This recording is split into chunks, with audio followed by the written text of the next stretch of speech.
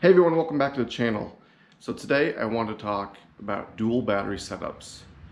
Do you need one? Do you not need one? What's your opinion on them? And the reason I want to talk about this is when I was at the dunes a week and a half ago or so, this exact discussion came up. Most of the people there were like, no, I don't need a dual battery setup. In my opinion, I do. Let me go ahead and explain why. These new UTVs are fuel injected. Gone are the days where everything was carbureted, been fuel injected for a few years. Everything is voltage sensitive. And with the Hondas especially, having that dual clutch transmission, that is a completely computerized transmission. It doesn't have the mechanical belts and pulleys like all the other UTVs. This actually has a transmission like in your car. These also have ECUs that control your fuel injection and whatever else that's in there with the different sensors they have. So I felt when I bought this that I needed to do a dual battery setup. Is it for everybody? Absolutely not. If you're gonna go buy your machine and drive it straight off the lot and never do anything to it except for factory accessories, you'll probably be fine. For me, anything I added to this machine that wasn't factory for the most part, I put on a second battery. So what did I add to the factory battery? Two things. The first one was the license plate light. And what I did for that, because it doesn't take much power, is I tapped into the parking lights. So anytime the headlights are on, the license plate light is on. The second thing I put on the factory system was my backup lights. Now, the backup lights I put into a harness that plugged into the factory harness. They're LED rock lights that I wired into backup lights. They put out a ton of light. I put it into the backup alarm harness because they're not on constantly. They don't draw much power at all. Remember, when you're dealing with power, you have voltage and amps. So it's a little tricky on how much they draw. Some people I see, they have more lights than the Christmas tree. That's not me. I currently have one 20-inch light bar from Amazon. It's about 25 bucks. I'm gonna add a couple more of those cube lights here in an upcoming video on a separate switch that kind of angle out versus just straight forward. So when I am in those woods, I can see a little bit more of the side of the trails. This 20-inch light just puts light straight down the trail and nothing off to the sides. But I don't need more lights in a Christmas tree, which a lot of people tend to do. When I was at the dunes, I saw rigs with light bars on the bumpers, light bars on the roof, light bars on the sides, the back. They had rock lights. If that's you, great. It's not me. Everything I do, I want to be functional. So let's go ahead and get into my dual battery setup. So this is my opinion and how I designed it. And I'm not a genius. I took designs off other people I saw in the old interwebs and what I learned in school. So let's go ahead and get started. My switches.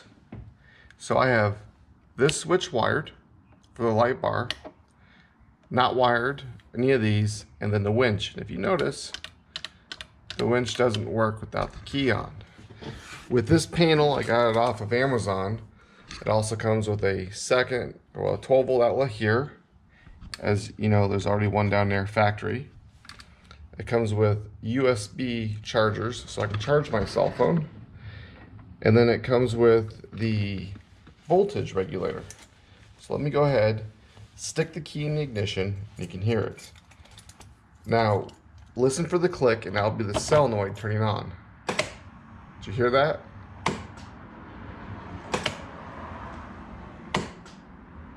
Let's see.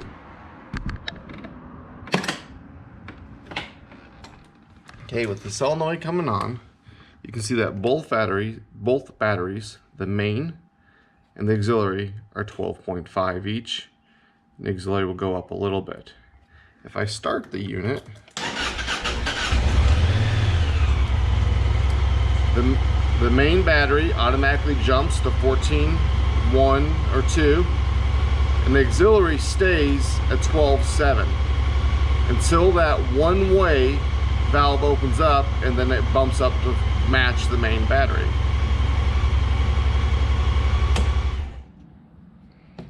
So we have the stock battery, and from the stock battery I have a trickle charger set up, just like I said. From the positive cable here, I've added a cable that goes down to the true battery isolator. From the true battery isolator, it goes over here to the positive side of the secondary battery. And then from the secondary battery, it goes to my Stinger solenoid. Now this solenoid turns on and off by these two wires down here, if you can see that, and those are wired to an ignition source. From there, once that's turned on, it goes from this pole here to my fuse box. Now the fuse box is where all the lights, anything extra I have. So I have the USBs, the light bar, my horn, whatever else this stuff is on here. I also have a secondary positive wire coming off of this battery here that goes into the winch breaker that comes back around to the winch solenoid. Now I have this wired in so it will only work off the keyed source. I have my secondary winch control if I ever had to plug it in because the switch for some reason didn't work. And that's pretty basic on my dual battery setup. I haven't added anything else, as you can see. Now, to get that dual voltage that you saw just a minute ago, it's this right here. So I have the green wire shows the power from the main battery. The blue wire is wired to show the power from the auxiliary battery. When the voltage on the secondary battery drops, this light will turn off, and it's like a one-way valve. It will not let me drain the main battery. And that's how I like it. So what is the benefit of having a dual battery setup like I have? Well, if I'm out doing something, and let's say I need to use that winch, the winch will drain down the secondary battery versus my primary battery. So as long as the factory battery is good, I won't have any issues with it starting or erratic shifting. The transmission in the Honda Pioneers is very voltage sensitive. It also makes sure that I don't have any misfires or any trouble codes that pop up from a low voltage on the ECU. One thing people don't realize is you can actually do as much damage by having something with under voltage versus over voltage. It's the same thing. Everything has a range on how much voltage they need.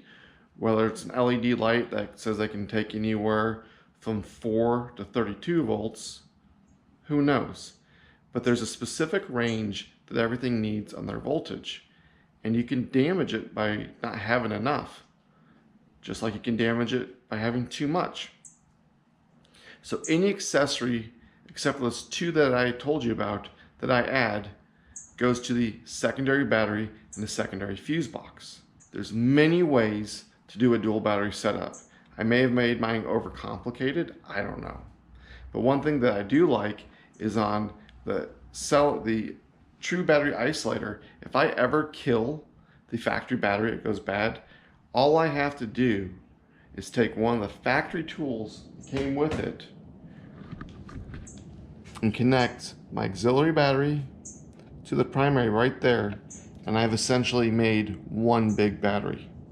I can jump, kind of like you can do in a motorhome. And there's other ways to do it. You can add a second solenoid with a momentary switch that will interconnect them. Remember, this is a one-way valve. Dual battery setups. Are they for everyone? No. Tell me what you would do. Put it in the comments below. Are you going to put one in? Do you already have one? Is it on your to-do list? I think it's a great investment to protect the electronics on my side-by-side.